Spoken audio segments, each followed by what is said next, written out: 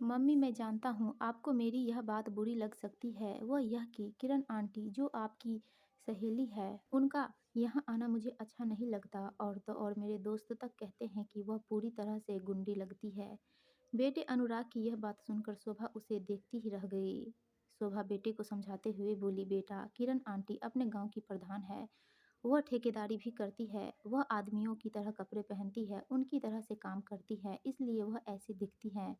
वैसे एक बात बताऊं कि वह स्वभाव से अच्छी है। माँ और बेटे के बीच जब यह बहस हो रही थी तो वहीं कमरे में अनुराग का पिता कैलाश भी बैठा था। उससे जब चुप नहीं रहा गया तो वह बीच में बोल उठा, शोभा, अनुराग को जो लगा उसने कह दिया। उसकी बात अपनी जगह सही है। मैं भी तुम्हें यही समझाने की कोशिश करता रहता हूँ, लेकिन तुम मेरी बात मानने को तैयार नहीं होती हो। अनुराग बच्चा है, उसे हमारे काम धंधे आदि की समझ नहीं है, पर आप समझदार हैं। आपको यह तो पता ही है कि किरण ने हमारे एनजीओ में कितनी मदद की है। शोभा ने पति को समझाने की कोशिश करते हुए कहा, मदद की है तो क्या हुआ?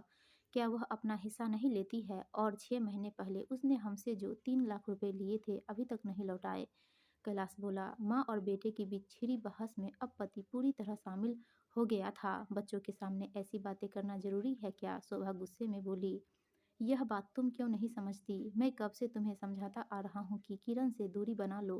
कैलाश ने कहा तो शोभा गुस्से में मुंह बनाकर दूसरे कमरे में चली गई। कैलाश ने भी शोभा को उस समय मनाने की कोशिश नहीं की, क्योंकि वह जानता था कि 2-4 घंटे में वह नॉर्मल हो जाएगी। कैलाश ठेकेदारी का काम करता था, उससे उसे अच्छी आमदनी हो जाती थी, इसलिए वह आर्थिक रूप से मजबूत था। उसकी शादी रेखा नामक एक महिला से हो चुकी थी।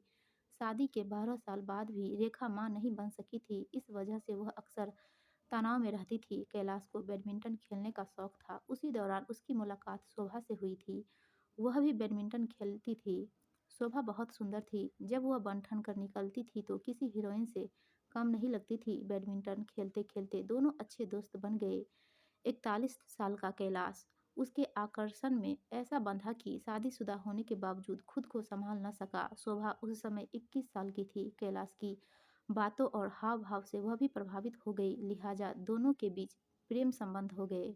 उनके बीच प्यार इतना बढ़ गया कि उन्होंने शादी करने का फैसला कर लिया। शोभा के घर वालों ने उसे कैलाश से विवाह करने की इजाज़त नहीं दी। इसकी एक वजह यह थी कि एक तो कैलाश दूसरी बिरादरी का था और दूसरे कैलाश पहले से शादीशुदा था, लेकिन शोभा उसकी दूसरी पत्नी बनने को तैयार थी। पति द्वारा दूसरी शादी करने की बात सुनकर रेखा नाराज हुई, लेकिन कैलाश ने उसे यह कहकर राजी कर लिया कि तुम्हारे मां न बनने की वजह से दूसरी शादी करने के लिए मजबूर होना पड़ रहा है। पति की दलीलों के आगे रेखा को चुप होना पड़ा, क्योंकि शादी के 12 साल बाद भी उसकी कोख नहीं भरी थी। लिहाजा ना चाहते हुए भी उसने पति को सौतन लाने की सहमति दे दी। घरवालों के विरोध को नज़रअंदाज करते हुए शोभा ने अपनी उम्र से दोगुने कैलाश से शादी कर ली और वह उसकी पहली पत्नी रेखा के साथ ही रहने लगी। करीब 2 साल बाद शोभा ने एक बेटे को जन्म दिया, जिसका नाम अनुराग रखा गया। बेटा पैदा होने के बाद घर में सभी लोग बहुत खुश हुए। अगले साल शोभा एक और बेटे की मां बनी, उसका नाम प्रेम रखा। इसके बाद तो कैलाश शोभा का खास ध्यान रखने लगा। शोभा कैलाश के साथ बहुत खुश थी। दोनों बच्चे बड़े हुए तो स्कूल में उनका दाखिला करा दिया। अब अनुराग कक्षा 9 में पढ़ रहा था और प्रेम कक्षा 7 में। कैलाश की उम्र बढ़ने की वजह से वह शोभा का उतना ध्यान नहीं रख पाता था। ऊपर से वह शराब भी पीने लगा। इसी सब बातों को देखने के बाद शोभा को महसूस होने लगा कि कैलाश से शादी करके उसने बड़ी गलती की थी, लेकिन अब पछताने से क्या फ़ायदा? जो होना था हो चुका। कैलाश का 2 मंजिला मकान था। पहली मंजिल पर कैलाश की पहली पत्नी रेखा अपने देवर देवरानी और ससुर के साथ रहती थी। नीचे के कमरे में शोभा अपने दोनों बच्चे के साथ रहती थी। उनके घर से बाहर निकलने के भी 2 रास्ते थे। शोभा का कैलाश के परिवार के बाकी लोगों से कम ही मिलना जुलना होता था। वह उनसे बातचीत भी कम करती थी। कैलाश को शराब की लत हो जाने की वजह से उसकी ठेकेदारी का काम भी लगभग बंद सा हो गया था। तब उसने कुछ टेम्पो खरीद कर किराए पर चलवाने शुरू कर दिए थे। उनसे होने वाली कमाई से घर का खर्चा चल रहा था। शुरू से ही ऊंचे ख्यालों और सपनों में जीने वाली शोभा को अब अपनी जिंदगी बोरियत भरी लगने लगी थी। खुद को व्यस्त रखने के लिए शोभा ने सेवा संस्थान के नाम से एक एनजीओ बना लिया। उधर कैलाश अपने संपर्कों की बदौलत एनजीओ को कई प्रोजेक्ट दिलवाए। इसी बीच शोभा की मुलाकात किरण नामक महिला से हुई। किरण वह थी तो महिला, लेकिन उसकी सारी हरकतें पुरुषों वाली थी।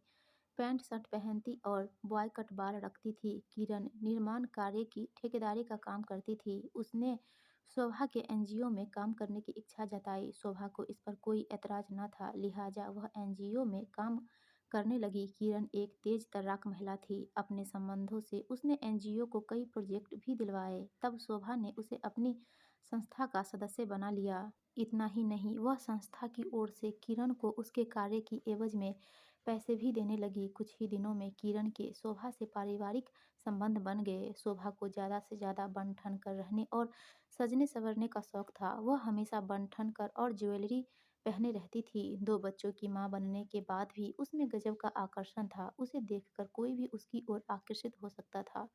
एनजीओ में काम करने की एवज से किरण शोभा को अक्सर अपने साथ ही रखती थी। शोभा इसे किरण की दोस्ती समझ रही थी, पर किरण पुरुष की तरह ही शोभा को प्यार करने लगी थी। एक बार जब किरण शोभा को प्यार भरी नज़रों से देख रही थी तो शोभा ने पूछा, ऐसे क्या देख रही हो? मैं भी तुम्हारी तरह एक महिला हूँ। तुम मुझे इस तरह निहार रही हो जैसे कोई प्रेमी प्रेमिका को देख रहा हो। शोभा, तुम मुझे अपना प्रेमी ही समझो। मैं सच में तुम्हें प्यार करने लगी हूँ। किरण ने मन में दबी बातें उसके सामने रख दी। किरण की बातें सुनते ही वह चौंकते हुए बोली, यह तुम कैसी बातें कर रही हो? कहीं 2 लड़कियां आपस में प्रेमी प्रेमिका हो सकती है? शोभा, मैं लड़की जरूर हूँ, पर मेरे अंदर कभी कभी लड़के सा बदलाव महसूस होता है। मैं सब कुछ लड़कों की तरह करना चाहती हूँ, प्यार और दोस्ती सब कुछ। इसलिए तुम मुझे बहुत अच्छी लगती हो। मैं तुमसे शादी भी करना चाहती हूँ। मैं पहले से शादीशुदा हूँ, मेरे पति और बच्चे हैं। शोभा ने उसे समझाने की कोशिश की, मैं तुम्हें पति और बच्चों से अलग थोड़े न कर रही हूँ। हम दोस्त और पति पत्नी दोनों की तरह रह सकते हैं।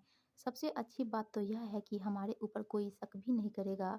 शोभा, मैं सच कह रही हूँ कि मुझे तुम्हारे करीब रहना अच्छा लगता है। ठीक है बाबा, पर कभी यह बातें किसी और से मत कहना। शोभा ने किरण से अपना पीछा छुड़ाने के अंदाज में कहा।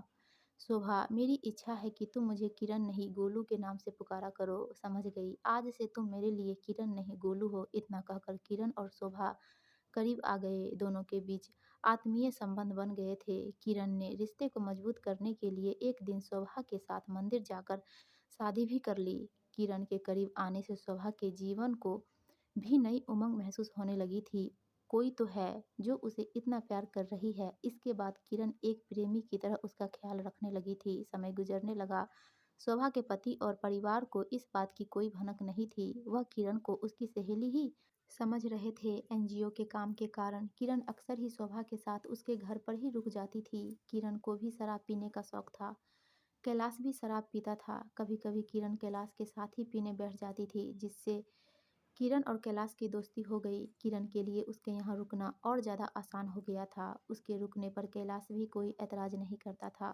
वह भी उसे गोलू कहने लगा। किरण ने ग्राम प्रधान का चुनाव लड़ा। किरण का भाई भोला बदमाश था। उसके पिता गिरधर के खिलाफ भी कई आपराधिक मुकदमे थाने में दर्ज थे। दोनों बाप बेटों की दबंगई का गांव में शाखा प्रभाव था, जिसके चलते किरण ग्राम प्रधान का चुनाव जीत गई। उसने पूर्व विधायक प्रकाश चौधरी की बहन मधुबाला को भारी मतों से हराया। ग्राम प्रधान बनने के बाद किरण फ्लैट लेकर रहने लगी।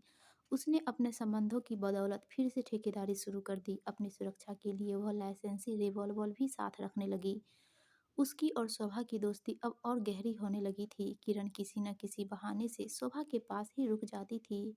ऐसे में शोभा और किरण एक साथ ही रात गुजारती थी। यह सब बातें धीरे धीरे कैलाश और उसके बच्चों को भी पता चलने लगी थी। तभी तो उन्हें किरण का उनके यहाँ आना अच्छा नहीं लगता था। किरण महीने में 20-22 दिन शोभा के घर पर रुकती थी। शनिवार और रविवार को वह शोभा को अपने साथ फ्लैट ले जाती थी। शोभा को किरण के साथ रहना कुछ दिनों तक तो अच्छा लगा, लेकिन अब वह किरण से उकता गई थी। एक बार किरण ने शोभा से किसी काम के लिए 3 लाख रुपए उधार लिए थे। तयशुदा वक्त गुजर जाने के बाद भी किरण ने पैसे नहीं लौटाए तो शोभा ने उससे तगादा करना शुरू कर दिया। तगादा करना किरण को अच्छा नहीं लगता था, इसलिए शोभा जब कभी उससे पैसे मांगती तो किरण उससे लड़ाई झगड़ा कर बैठती थी। एक बार देर रात करीब 10 बजे किरण शोभा के घर उंगली में अपना रिवॉल्वर घुमाते हुए पहुंची। शोभा और कैलाश में किरण को लेकर सुबह ही बातचीत हो चुकी थी। अचानक उसके धमकने से वे लोग पसोपेश में पड़ गए। क्या बात है गोलू, आज तो बिल्कुल माफिया अंदाज में दिख रही हो, शोभा बोली। इसके पहले कि किरण कुछ कहती, कैलाश ने पूछ लिया, गोलू अकेले ही आई हो क्या?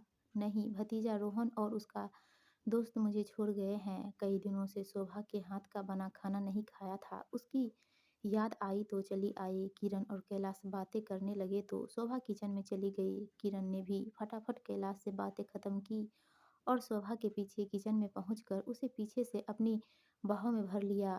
पति और बच्चों की बातें सुनकर शोभा का मूड सुबह से ही खराब था। वह किरण को झिकझोरते हुए बोली, गोलू ऐसे मत किया करो, अब बच्चे बड़े हो गए हैं, यह सब उनको बुरा लगता है। उस समय किरण नशे में थी, उसे शोभा की बात समझ नहीं आई। उसे लगा कि शोभा उससे बेरुखी दिखा रही है। वह बोली, शोभा तुम अपने पति और बच्चों के बहाने मुझसे दूर जाना चाहती हो। मैं तुम्हारी बातें सब समझती हूँ। शोभा और किरण के बीच बहस पड़ चुकी थी। दोनों की आवाज़ सुनकर कैलाश भी किचन में पहुंच गया। लड़ाई आगे न बढ़े इसके लिए कैलाश ने किरण को रोका और उसे लेकर ऊपर के कमरे में चला गया। वहां दोनों ने शराब पीनी शुरू कर दी। शराब के नशे में खाने के समय किरण ने शोभा को फिर से बुरा भला कहा। शोभा को भी लगा कि शराब के नशे में किरण घर पर रुककर हंगामा करेगी। उसकी तेज आवाज़ पड़ोसी भी सुनेंगे जिससे घर की बेइज्जती होगी। इसलिए उसने उसे अपने यहाँ रुकने के लिए मना किया। कैलाश ऊपर के कमरे में सोने चला गया। शोभा के कहने के बाद भी किरण उस रात वहाँ से नहीं गई बल्कि वहीं दूसरे कमरे में जाकर सो गई। सुबह शोभा के बच्चे स्कूल जाने की तैयारी कर रहे थे। शोभा उसके लिए नाश्ता तैयार कर रही थी। तभी किचन में किरण पहुंच गई। वह उस समय भी नशे की अवस्था में ही थी। उसने शोभा से कहा, मुझसे बेरुखी की वजह बताओ, इसके बाद ही पराठे बनाने दूंगी। किरण, अभी बच्चों को स्कूल जाना है, नाश्ता बनाने दो, बाद में बात करेंगे। पहली बार शोभा ने गोलू के बजाय किरण कहा था।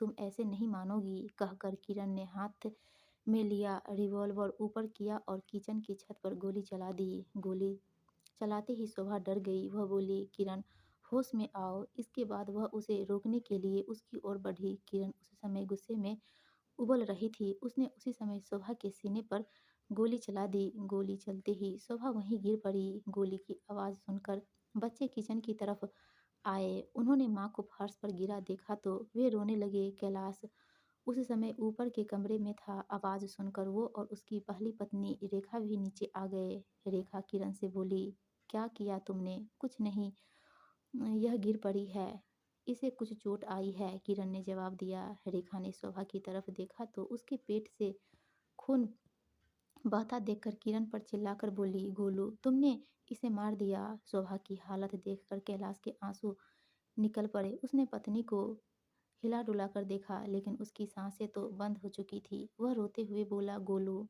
यह तुमने क्या कर दिया? वह शोभा को तुरंत अस्पताल ले गया। वहां डॉक्टर ने शोभा को मृत घोषित कर दिया। चूंकि घर वालों के बीच किरण घिर चुकी थी इसलिए उसने फोन करके अपने भतीजे रोहन और उसके साथी को भी वहीं बुला लिया। तभी किरण ने अपना रिवॉल्वर रोहन को दे दिया। रोहन ने रिवॉल्वर से कैलाश के घर वालों को धमकाने की कोशिश की लेकिन जब घर वाले उल्टे उन पर हावी होने लगे तो वे दोनों वहां से भाग गए। तब अपनी सुरक्षा के लिए किरण ने खुद को एक कमरे में बंद कर लिया।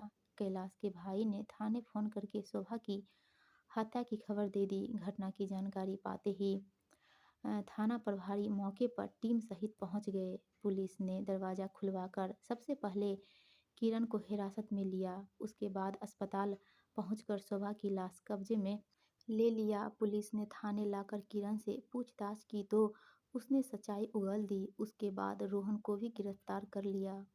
उसको मजिस्ट्रेट के सामने पेश कर जेल भेज दिया। जेल जाने से पहले किरण अपने किए पर पछता रही थी। उसने पुलिस से कहा कि वह शोभा से बहुत प्यार करती थी।